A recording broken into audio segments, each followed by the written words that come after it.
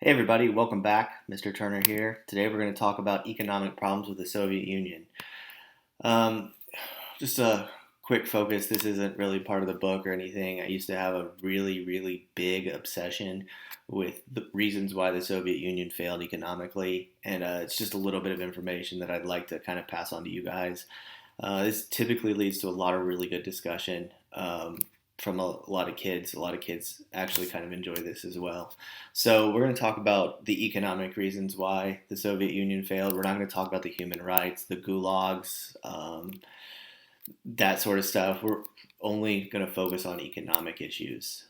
Um, in the end, the Soviet Union never would have succeeded because it just didn't work. All right. So the first question is what is communism? Communism is what the Soviet Union used. It's a system of government in which a central planner, in this case the Russian government, hands out goods or services. If you think about all the products, they're going to take all of the products, everything produced, from farms to electronics, anything. They're going to throw them in a pile, and then the Russian government's going to come in and hand things out based upon what people need. Sounds like a great theory, and it works all the time in theory, but when it happens in real life, that's when people start to struggle. All of this is based on the writings of a guy by the name of Karl Marx, who was a German economist in the mid 1800s, right around the first industrial revolution ish. All right, so thought experiment. What if everybody in your neighborhood, every kid between 1 day old to 17 years old, goes out trick or treating, and then they put all of their candy at the end of the day in a pile? And then each kid, no matter what the age, gets the same amount of candy. Would this be fair? Would it be equal? Go ahead and pause and ponder those questions. Okay, I'm going to move on. How would this incentivize, or would that give a reason for the next kid? Next year, are you going to go out and work as much if everybody gets the same? Probably not. And this is one of the big problems with the economy of socialism or communism when it comes to the Soviet Union. All right, we live in a free market capitalist state for the most part. Free market capitalism is not business. Business and capitalism are two separate things. Business is the idea of taking resources and making them into something and making a profit, whereas capitalism is the study of those resources and how they're allocated or how they're passed out, either through free markets or through socialism or through communism. So it's really, who's calling me? For the love of God, don't people realize that I'm trying to be a YouTube star? Jeez. It was my wife. Don't tell her. All right. So about socialism again, or capitalism.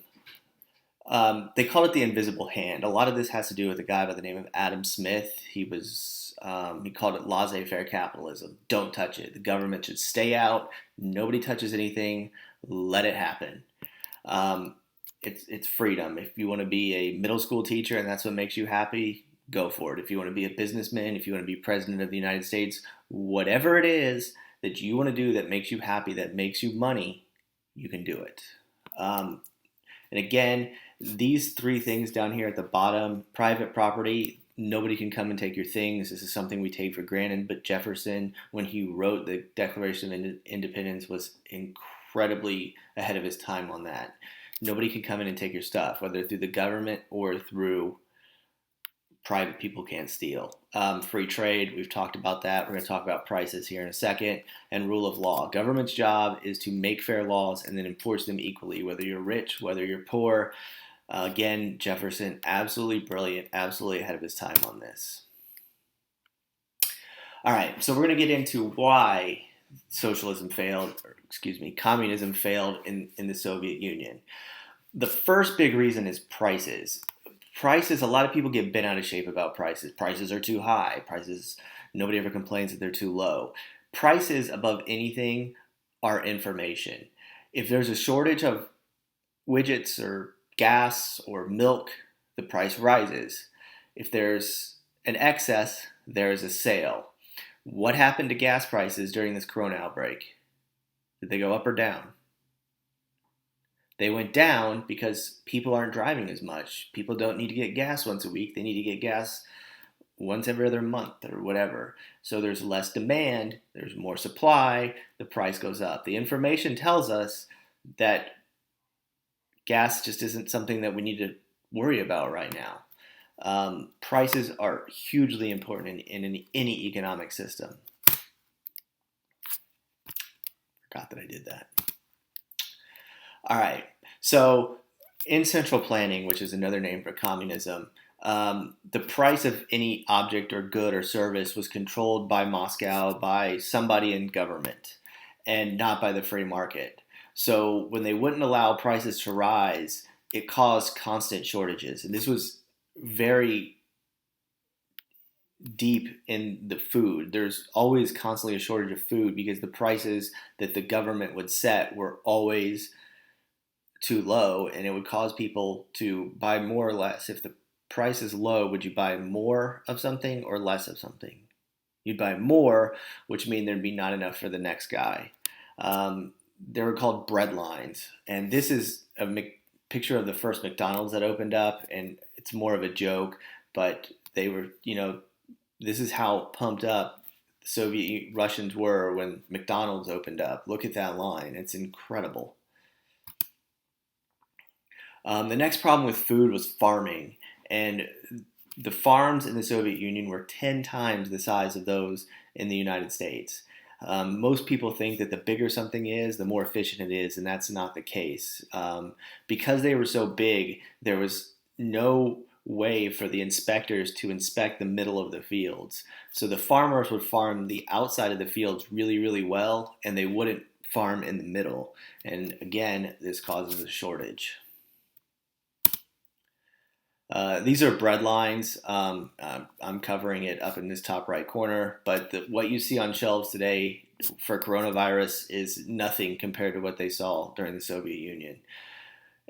During the Soviet Union, people would wait in line an average of 2 to 3 hours a day for basic things that they needed. So you guys should just be really thankful.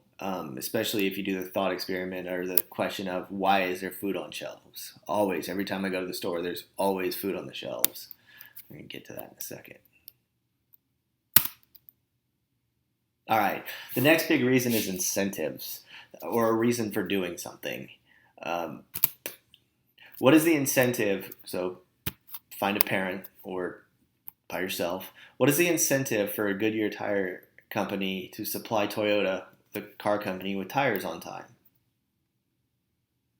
You can pause. Pretty simple answer. It's money. Toyota says you need to be here at 3 o'clock with a truckload of tires, and if they're not, they don't get paid. Toyota can go to Michelin, or they can go to Cooper, or they can go to one of 5,000 companies to get people who will get them there on time. The Soviet Union, there was constant supply chain problems because of this. Bricks was another big one. They were constantly in need of bricks. And so the bricklayer would sit around all day and wait for a shipment of bricks. But because the brick maker didn't care if he got the bricks there on time, they might wait all day. So what ends up happening is that the bricklayer starts making bricks.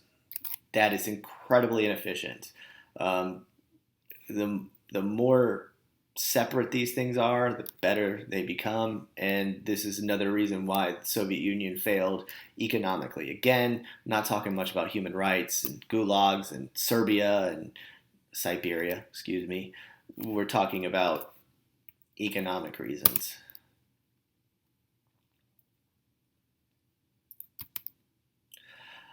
This leads to inventory. So in order to fight that problem,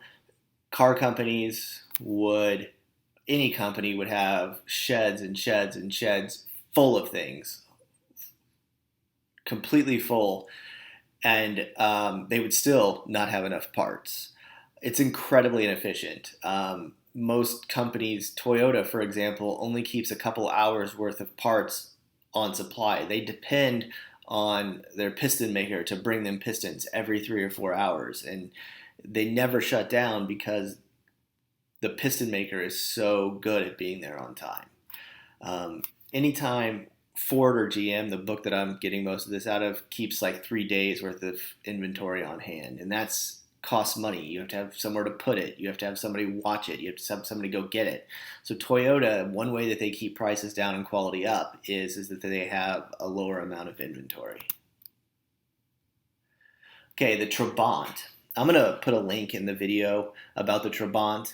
The Trabant was the best car that the Soviet Union could come up with. It had a two-stroke engine, which means that you would have to put gas and oil in it and then shake it back and forth to get it to go. They were constantly rolling these cars off the assembly lines without tires. Tires was a big one. There would be fields and parking lots full of Trabants in East Germany that didn't have tires on them, that didn't have engines, that didn't have windshield wipers, anything that you could think of, because they couldn't get the supply chains to work right. And all it took was the incentive of money, of profit. Clearly the worst car ever built, but the best car built in the Soviet Union. Quality control, I know I'm blocking it up there in the corner. Companies, private businesses, for-profit businesses have an incentive to make good things. Apple makes great phones. They want you to keep buying Apple phones. In the 1930s, during the midst of the Great Depression, this amazing brand new invention called the home refrigerator comes out, and Sears sells 30,000 of them. But there's a problem. They don't work that well. So Sears has to take all of those back, fix them at their cost. They ate it and return them to the people. Centrally planned economies such as the Soviet Union, they just don't care. You got to fix it yourself because we don't have time to do that. All right, pop quiz is one of my favorite things about the Soviet Union. What was the number one cause of house fires in the Soviet Union? Anybody know? Don't Google it. It's no fun that way. If you guessed Soviet-made TVs, you would win a sand dollar, a virtual sand dollar that you can use on virtual eBay or virtual Amazon, or you just can't use it. All right, the last big thing that we're going to talk about when it comes to problems, and we're going to get into a couple other small things, is lack of innovation. In the centrally planned economies, there's no reason to innovate. In fact, it's kind of seems like a bad thing because it eats up resources that you just don't have. But there are two things that come out of the Soviet Union that are we still use a lot of today. The first one is Tetris. Some some computer engineer in the late 80s sits in his apartment and he starts making Tetris, and it becomes one of the greatest games of all times. The government ends up stealing it from him and makes a lot of money off of his invention, but that's what communism's for. The second one is the kettlebell. That's what this is right here. Oh, I'm going to break something. Put that back down. The kettlebell is, the Soviets actually did have incentive to work on working out because they were constantly trying to cheat and win Olympics. They were constantly trying to cheat and win Olympics, and there was a lot of doping. But because they were so cut off from everybody else, they actually came up with really good ideas when it came to fitness and training. And they were the ones that really innovated the short, the HIIT training, high intensity interval training, and a lot of the training that we use today that really, really works was done because of the Russians trying to get ahead in the Olympic Games. And the kettlebell is one of them. And this is actually one of, especially if you're a man, it's one of the best exercises that you can do because it gets your heart rate up and it builds muscle at the same time. It was done for the Russian hockey teams to help them train during the summer months. All right, so there's counter-arguments all over the place here, and counter-arguments are important. So are there instances where communism can work? And the answer is yes, in very specific small cases. And one of them actually applies to you a lot. That is the family. The family is definitely a communist or socialist system. Parents provide for their children because they have relationships. They love their children. Husbands and wives, they split things up equally but live in the same house. Like, for example, Allison does all the cooking and I make really bad YouTube videos. The dog, definitely a communist. She doesn't do much around here. All right. There are small communes. Small communes exist in Northern California. Native tribes in rural areas still have some form of communism. So there are communes that work, but those communes have very specific rules, and they kick people out pretty quickly. Counter argument. Then I'm done. I promise. You're going to run into people, especially when you go into college, that are like, you should be a communist. Communism's never been tried. And then you can tell them, actually, yeah, it has, and it's failed miserably there, too. The Pilgrims were actually communists. They were very a religious sect, and they thought that God thought that this idea of communism would work. And this was 200 years before Karl Marx. The young men were all paid the same no matter what job they did and what they produced, and the women viewed communal chores as a form of slavery. They had Thanksgiving not because they were thankful that the Indians helped them, but because they went to private property and private land ownership and had a bountiful harvest because they bought and sold things like should be done. The other one is in New Harmony, Indiana, and this is actually pretty interesting. It's buried in world history textbooks in chapter like 24 that no teacher ever looks at. It was founded as a Christian utopia in the early 1800s, again, 40 to 50 years before Karl Marx.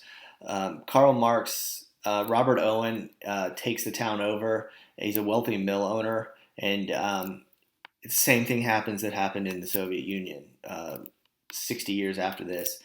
Okay, 72 years. Oh, I can't do math. You get the point. 90 years.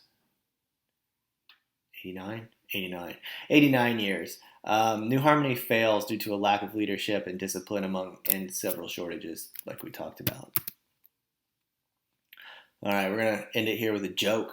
How do you tell a communist? Well, it's someone who reads Marx and Lenin. How do you tell an anti-communist? Someone who understands Marx and Lenin. That's Ronald Reagan. Okay, I don't know what's going on here. All right, I got most of this information from a book called Basic Economics by Thomas Sowell. He is an economist at Stanford, or he was. He's in his late 80s now. He's kind of getting up there. So anyway, y'all have a great week. Hopefully we'll get back to school at some point. Bye.